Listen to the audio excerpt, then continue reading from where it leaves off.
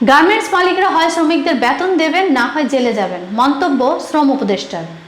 আগামী 28 মের মধ্যে গার্মেন্টস শ্রমিকদের বকেয়া বেতন ভাতা পরিশোধ করতে হবে, না হলে গার্মেন্টস মালিকদের জেলে যেতে হবে বলে হুঁশিয়ারি দিয়েছেন শ্রম ও কর্মসংস্থান মন্ত্রণালয়ের উপদেষ্টা ব্রিগেডিয়ার জেনারেল ডাক্তার এম সাখাওয়াত হোসেন।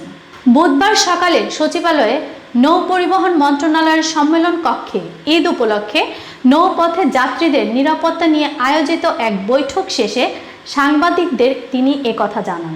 উপদেষ্টা জানান, ইতোমধ্যে টি&জেড গার্মেন্টস ও মাহমুদ গার্মেন্টস সহ 5টি প্রতিষ্ঠানের মালিকদের বিরুদ্ধে গ্রেপ্তারি পরোয়ানা জারি করা হয়েছে। তারা এখন দেশের বাইরে তো দূরের কথা, ঢাকার বাইরেও যেতে পারবেন না। তিনি বলেন, গার্মেন্টস মালিকরা হয় শ্রমিকদের বেতন দেবেন, না হয় জেলে যাবেন। যারা শ্রমিকদের বেতন দিতে পারবেন না তাদের গার্মেন্টসের মালিক হওয়ার প্রয়োজন নেই। কেউ কেউ ফ্যাশনের জন্য গার্মেন্টস খুলেছেন, এটা চলতে দেয়া হবে না।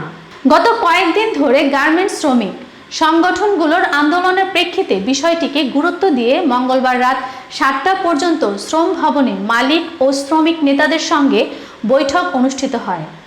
সেখানে মালিকরা প্রতিশ্রুতি দেন, প্রয়োজনে ঘরবাড়ি বিক্রি করেও 28 মের মধ্যে শ্রমিকদের সব পাওনা পরিশোধ করবেন। এ সময় উপদেষ্টা বলেন, গার্মেন্টস মালিকদের দেয়া নিশ্চয়তা আমাদের আশাবাদী করেছে।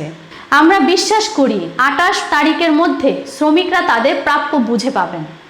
বৈঠকে আরও জানানো হয়, আসন্ন ঈদে নদীপথে যাত্রী পরিবহনে সুরক্ষার জন্য বিশেষ ব্যবস্থা গ্রহণ করা হয়েছে।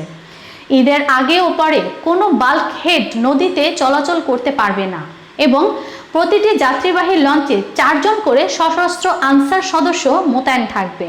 আবহাওয়ার পূর্বাভাস যথাসময়ে দিতে আবহাওয়া অধিদপ্তরের কর্মকর্তাদেরও নির্দেশনা দেওয়া হয়েছে। বৈঠকে নৌ পরিবহন মন্ত্রণালয়ের সচিব সহ বিভিন্ন সংস্থার ঊর্ধ্বতন কর্মকর্তারা উপস্থিত ছিলেন।